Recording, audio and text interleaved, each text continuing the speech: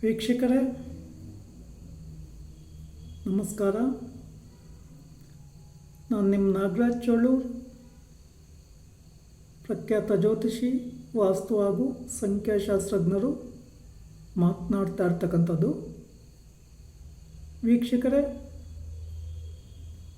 ಇವತ್ತಿನ ಸಂಚಿಕೆಯಲ್ಲಿ ಧನುರ್ ಸಂಕ್ರಮಣದ ಬಗ್ಗೆ ವಿಚಾರವನ್ನು ತಿಳಿಸ್ತಾ ಇದ್ದೇನೆ. ಸಂಕ್ರಮಣ ಅಂತ ಅಂದರೆ ಸೂರ್ಯ ಭಗವಾನರು ಒಂದು ರಾಶಿಯಿಂದ ಮತ್ತೊಂದು ರಾಶಿಗೆ ಪ್ರವೇಶ ಮಾಡ್ತಕ್ಕಂಥ ಕಾಲವನ್ನು ಅಥವಾ ಆ ದಿನವನ್ನು ಸಂಕ್ರಮಣ ದಿನ ಅಂತೇಳಿ ಕರೀತಾರೆ. ಈ ಸೂರ್ಯ ದೇವರು ಒಂದು ರಾಶಿಯಲ್ಲಿ ಒಂದು ತಿಂಗಳ ಕಾಲ ಇರೋದ್ರಿಂದ ಪ್ರತಿ ಒಂದೊಂದು ತಿಂಗಳು ಒಂದೊಂದು ಸಂಕ್ರಮಣ ಕಾಲಗಳು ಬರ್ತವೆ. ಅದನ್ನು ಸಂಕ್ರಮಣ ಮಾಸ ಅಂತಲೂ ಹೇಳಿ ಕರೀತೇವೆ.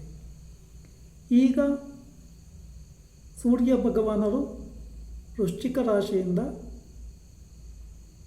16/12/2023 ಮಧ್ಯರಾತ್ರಿ ಧನುಸ್ಸು ರಾಶಿಗೆ ಪ್ರವೇಶ ಮಾಡ್ತಾರೆ. ಈ ಸಮಯವನ್ನು ಧನುರ್ ಸಂಕ್ರಮಣ ಅಂತ ಹೇಳಿ ಕರೀತೇವೆ. ಇದೇ ಸಂದರ್ಭದಲ್ಲಿ ಸೂರ್ಯನು ದಕ್ಷಿಣಾಯನದಿಂದ ಉತ್ತರಾಯಣದ ಕಡೆ ಚಲನೆಯನ್ನು ಮಾಡ್ತಾನೆ. ಅಂದರೆ ಹಗಲು ಜಾಸ್ತಿ ಆಗುತ್ತೆ, ರಾತ್ರಿ ಕಡಿಮೆ ಆಗುತ್ತೆ. ಈ ಧನುರ್ ಸಂಕ್ರಮಣ ಕಾಲವನ್ನು ಶೂನ್ಯ ಮಾಸ ಅಂತೇಳಿಯೂ ಸಹ ಕರೀತಾರೆ. ಈ ಸಂದರ್ಭದಲ್ಲಿ ಶುಭ ಕಾರ್ಯಗಳಿಗೆ ಪ್ರಶಸ್ತವಾದಂಥ ಸಮಯ ಅಲ್ಲ. ಇಲ್ಲಿ ಏನಾದರೂ ನೀವು ದೇವಸ್ಥಾನಗಳಲ್ಲಿ ವಿಶೇಷವಾದಂಥ ಪೂಜೆ ಮಾಡಿಸ್ತಕ್ಕಂಥ ಅಭಿಲಾಷೆ ಉಳ್ಳಂಥವರು ಬೆಳಗಿನ ಜಾವ 5ರಿಂದ 6 ಗಂಟೆ ಒಳಗಡೆ ಪೂಜೆಗಳಾಗೋ ಸಾಧ್ಯತೆಗಳು ಹೆಚ್ಚಾಗಿ ಇರ್ತದೆ ಪ್ರತಿಯೊಂದು ದೇವಸ್ಥಾನಗಳಲ್ಲೂ. ಆ ಸಂದರ್ಭದಲ್ಲಿ ಹೋಗಿ ಪೂಜೆ ಕೊಡ್ತಕ್ಕಂಥದ್ದು, ಪೂಜೆ ಮಾಡಿಸ್ತಕ್ಕಂಥದ್ದು ಬಹಳ ಶುಭಪ್ರದ. ವಿಶೇಷವಾಗಿ ಬ್ರಾಹ್ಮಿ ಮುಹೂರ್ತ ಅಂತ ಸಹ ಕರೀತೇವೆ. ಆದ್ದರಿಂದ ದೇವಸ್ಥಾನಗಳಿಗೂ ಹೋಗ್ತಕ್ಕಂಥವ್ರು ಅರ್ಲಿ ಮಾರ್ನಿಂಗ್ ಹೋಗಿ ಪೂಜೆ ಮಾಡಿಸಿ ದೇವರ ಆಶೀರ್ವಾದ ಕೃಪಾ ಕಟಾಕ್ಷಕ್ಕೆ ಪಾತ್ರರಾಗೋದು ಉತ್ತಮ. ಹಾಗೆ ವೀಕ್ಷಕರೇ, ವಿಶೇಷವಾಗಿ ಆಯಾ ದೇವರುಗಳಿಗೆ ಸಂಬಂಧಪಟ್ಟಂಥ ಪತ್ರೆಗಳನ್ನು, ಪೂಜಾ ಸಾಮಗ್ರಿಗಳನ್ನು ತೆಗೆದುಕೊಂಡೋಗಿ ಪೂಜೆ ಮಾಡಿಸಿ ಅದರ ಶುಭ ಫಲಗಳನ್ನು ಪಡ್ಕೊಳ್ಳಿ. ಉದಾಹರಣೆಗೆ, ಗಣಪತಿ ದೇವರಿಗೆ ಗರಿಕೆ ಪತ್ರೆ ಅಂದರೆ ತುಂಬ ಇಷ್ಟ. ವಿಷ್ಣು ದೇವರು ಆಂಜನೇಯನಿಗೆ ತುಳಸಿ ಪತ್ರೆ ಅಂದರೆ ಭಾಳ ಇಷ್ಟ. ಈಶ್ವರನಿಗೆ ಬಿಲ್ವ ಪತ್ರೆ ತುಂಬ ಇಷ್ಟ.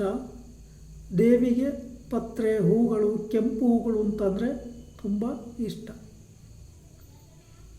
ವಿಶೇಷವಾಗಿ ದೇವಸ್ಥಾನಗಳಲ್ಲಿ ಶ್ರದ್ಧೆ ಭಕ್ತಿಯಿಂದ ಪೂಜೆ ಮಾಡಿಸಿ ಫಲಗಳನ್ನು ಪಡ್ಕೊಬೋದು, ಭಾಳ ಉತ್ತಮ. ಈ ಧನುರ್ ಸಂಕ್ರಮಣ ಜನವರಿ 14ರಂದು ಕೊನೆಯಾಗುತ್ತೆ. 15ರಂದು ಮಕರ ಸಂಕ್ರಮಣ ಪ್ರಾರಂಭ ಆಗುತ್ತೆ. ಅಂಥವರೆಗೂ ಈ ಧನುರ್ ಸಂಕ್ರಮಣವೇ ಇರ್ತದೆ. ಜನವರಿ 15ರಂದು ಮಕರ ಸಂಕ್ರಮಣ ದಿನದಂದು ವಿಶೇಷವಾಗಿ ಎಲ್ಲ ದೇವಾಲಯಗಳಲ್ಲೂ ವಿಶೇಷವಾದಂಥ ಪೂಜೆ ನಡೆಯುತ್ತೆ. ಅವತ್ತು ಸಹ ನೀವು ಶ್ರದ್ಧಾಭಕ್ತಿಯಿಂದ ಪೂಜೆ ಮಾಡಿಸಿ ಆ ಹಬ್ಬದ ಸಡಗರವನ್ನು ಆನಂದಿಸಬೇಕು. ಮೊದಲನೇ ಹಬ್ಬ ಅಂತ ಹೇಳಿಯೂ ಸಹ ಈ ಮಕರ ಸಂಕ್ರಮಣವನ್ನು ಕರೀತೇವೆ. ಈ ಮಕರ ಸಂಕ್ರಮಣದಿಂದ ಇನ್ನು 6 ತಿಂಗಳ ಕಾಲ ದೇವತೆಗಳಿಗೆಲ್ಲ ಉತ್ತರಾಯಣ ಅಂತೇಳಿ ಕರಿತೇವೆ. ಯಾವುದೇ ಶುಭ ಕಾರ್ಯಗಳನ್ನು ಮಾಡಲಿಕ್ಕೂ ಪ್ರಶಸ್ತವಾದಂಥ ಸಮಯ ಅಂತೇಳಿ ಹೇಳ್ತೇವೆ.